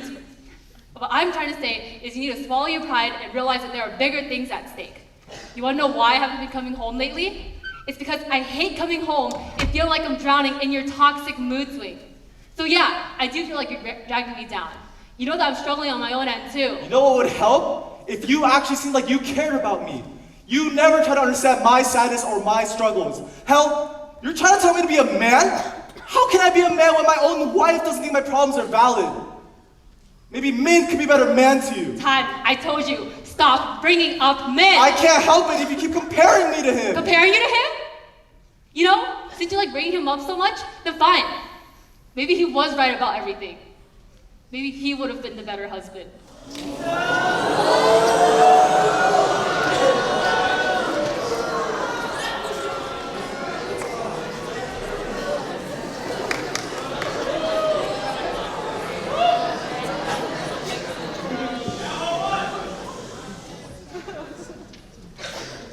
Then tell me, if you could go back in time and not come to America with me, would you?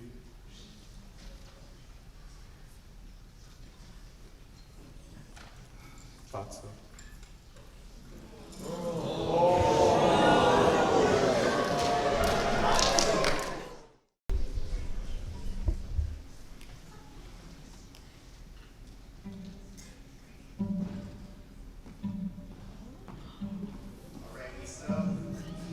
Say something, I'm giving up on you.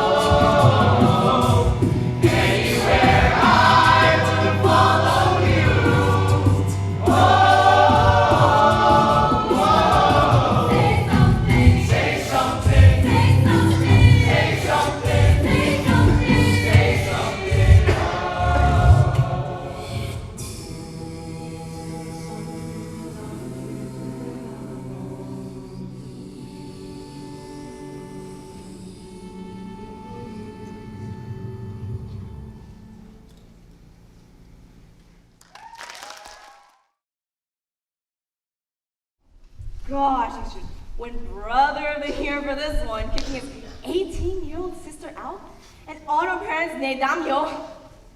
Must be a record or something.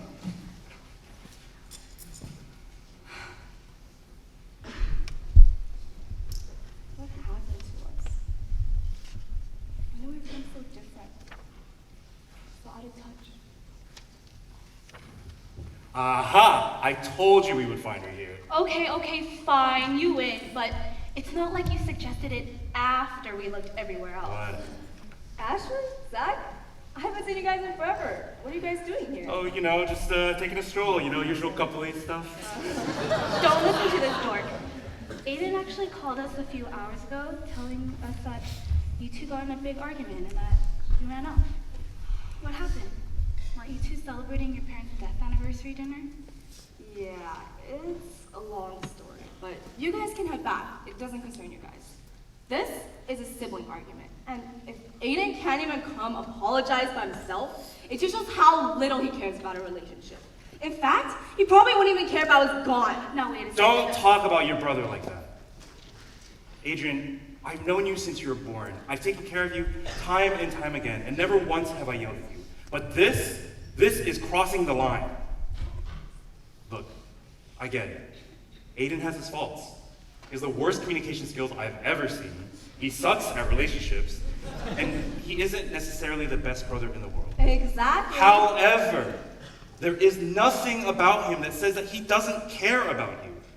Aiden was the one who took you in. Aiden was the one who said he'd be there for you. But you're gonna accuse him of not caring? Have you even thought to consider the things that he can't tell you about? Have you even thought to consider the things that he's shouldering?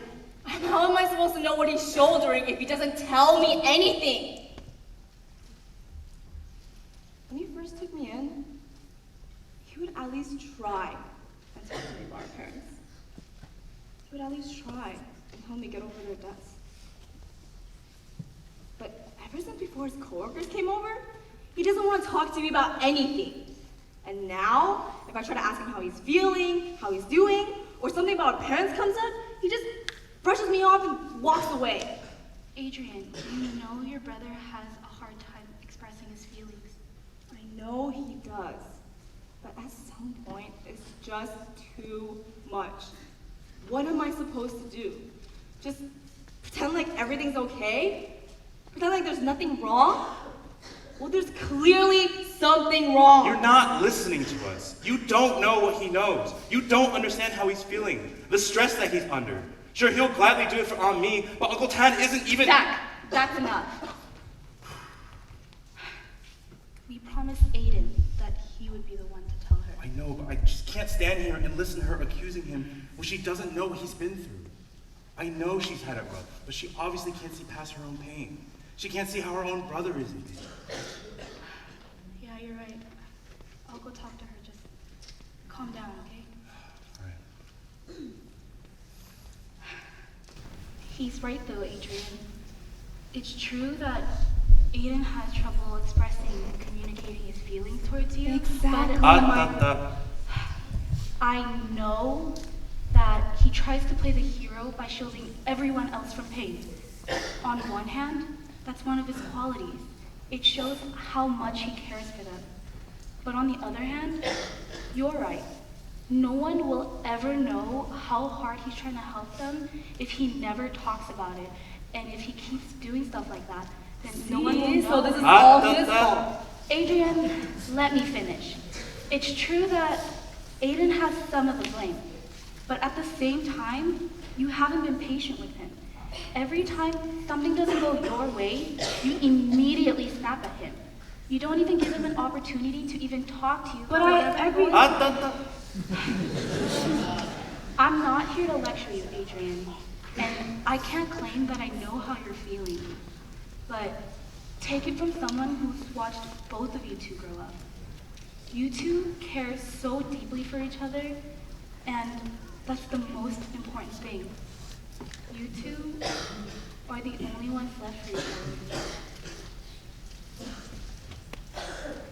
The only ones left for each other, huh?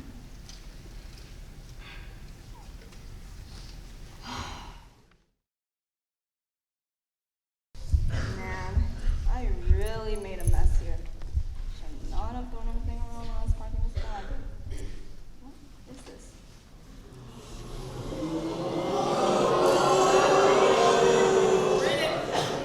This looks like Man's diary.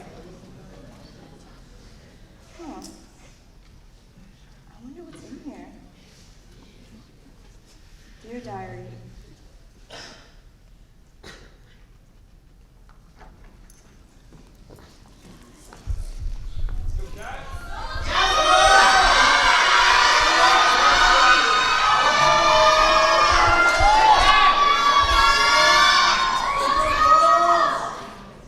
Yes, Catt.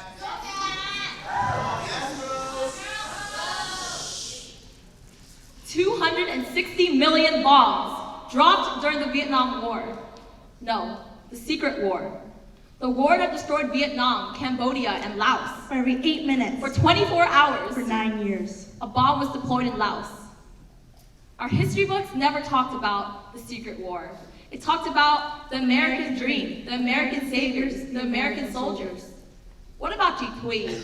What about Bac Tinh, Cao Hai, Yi Yong? What about me?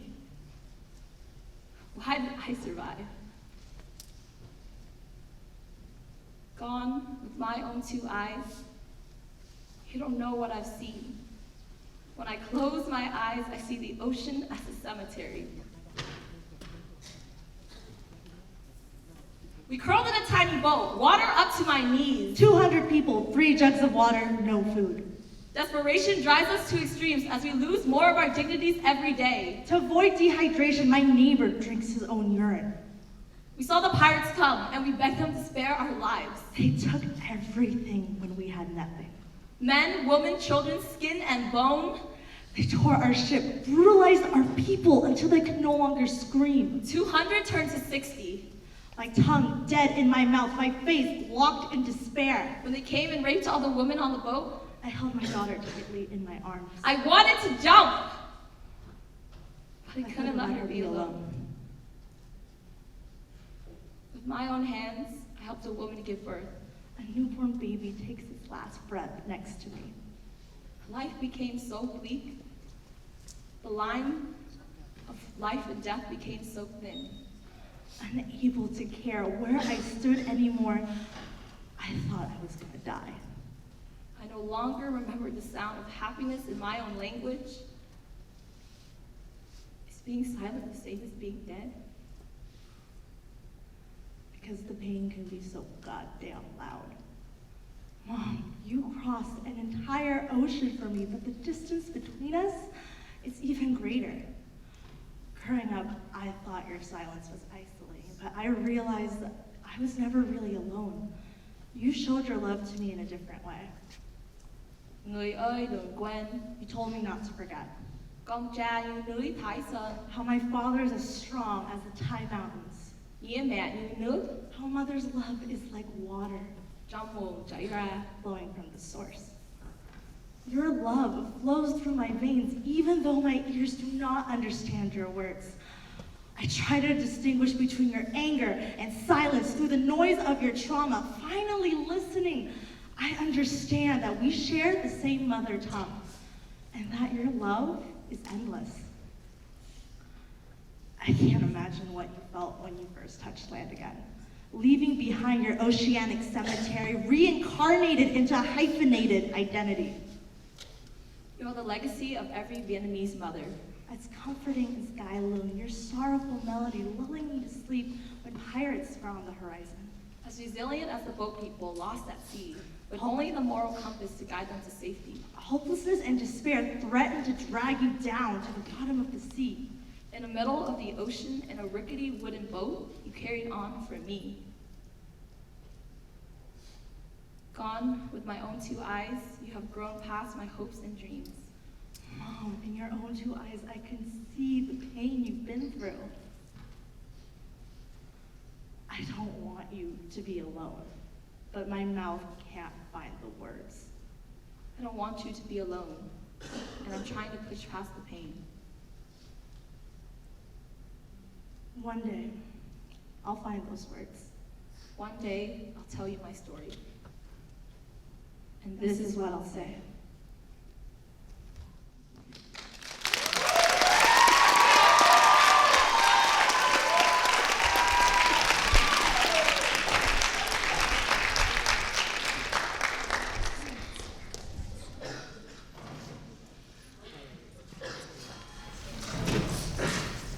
Carrying his child was even harder. The farm was there for me the whole time. In this small, dreary fishing boat, I was able to find hope where I needed it the most. I found it in the future, in time. That's the moment I fell for him. I hope things will be better in America, for Tan, for me, and for Aiden.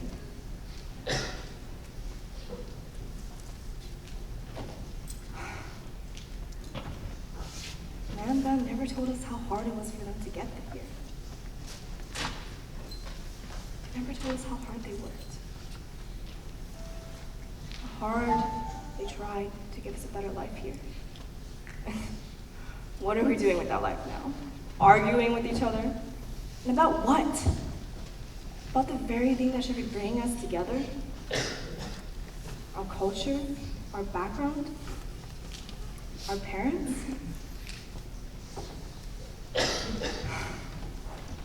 Man and Bet always argued because they never got to tell each other how much they meant to each other.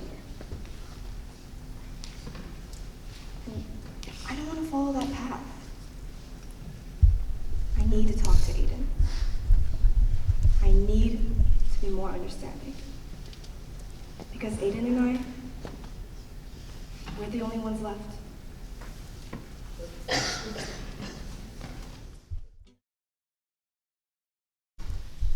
Hey.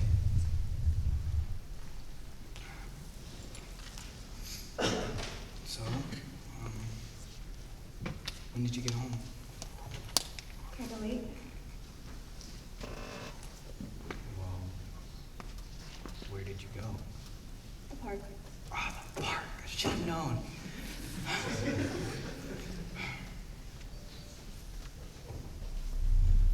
Hey, are you still mad at me? About. You know, the argument we had yesterday about the dummy hole. Hey, you got the pronunciation down. I'm proud of you. I'm still not completely over the argument, but I talked to Ashley and Zach yesterday. Wait, Ashley and Zach, when did you talk to them? Ay, yeah, Can you say I cut you off too much? Sorry. Continue. Like I was saying before I was rudely interrupted, I talked to Ashley and Zach yesterday, and they helped me realize that I was just left out. I didn't know that you didn't tell me stuff because you had other reasons. I just kind of assumed you didn't want to talk to me about them. Well, it's not all your fault. Exactly.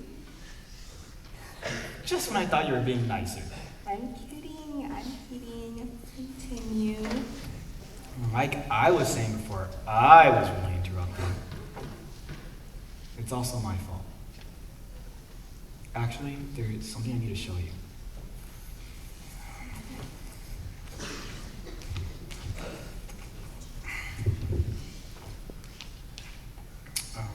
I found this diary after Man Bad Eye. At first, I hid it from you because I saw that you were still having trouble dealing with the pain from losing them, and I just didn't know how you would react. But then, I read some things that even I was troubled by. I tried to hide it, but obviously it didn't work out. I didn't realize that hiding the diary would make you angry. I thought I was trying to protect you, but I guess I was actually just afraid to see you get hurt.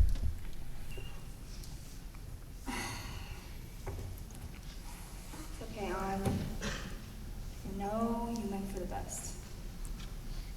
But if you ever do anything like this again, I'm not gonna let you down easy, mister. Okay. I promise it won't happen again. And speaking of diaries, I actually have something to show you too. Wait, so I wasn't the only one hiding things. Well, I only found this yesterday. Remind me, how long did you have yours for? Anyways, you should really read the diaries, Adrian. There's a lot you need to catch up on. It's okay. I have all the time in the world now. And plus, I'd be a head and a shoulder to you, right? Of course. Now you know, if you ever need anything, I'm here for you too. I won't ever forget that. Thanks for showing me the diary, Jan. It really means a lot to me. And I was having a hard time. I know you were just trying to protect me. But no matter what it may be, they're my parents. I want to know. And I know that now. I've realized that you've grown, and I trust that you can handle it. Thanks, Mom.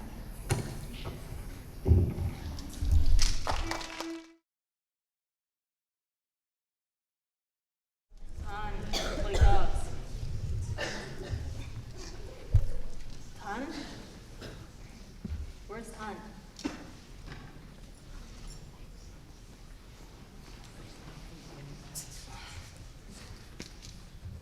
Why are you up so early?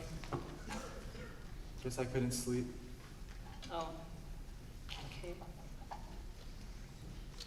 Did you pack Ian's lunch yet? Yep. And you're picking him up from school? Yep. Can you pick up some groceries in the afternoon? Maybe. I'm not sure if I'll be home early enough. I'm going job hunting today.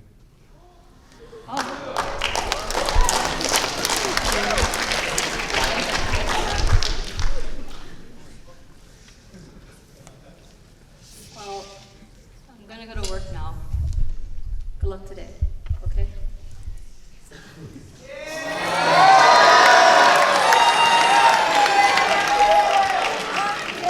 Oh, and I left some food for you in the fridge. Feel free to eat it after you're done. See you tonight.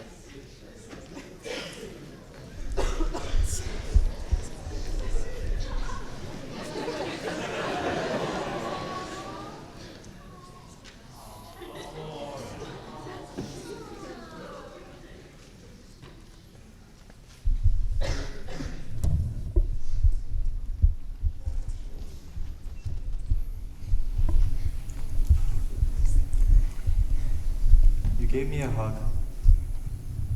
It was the first time you had done that in months. I gave you a hug. I hope it was enough to show you that I was sorry. I hope you knew that I was sorry. I know you're sorry, I wanted to apologize for what I said. but I didn't know how to talk to you after our fight. I didn't get to tell you how much I cared about you.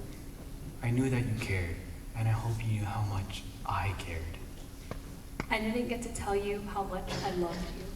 I know that you love me. And that was enough. You didn't have to tell me.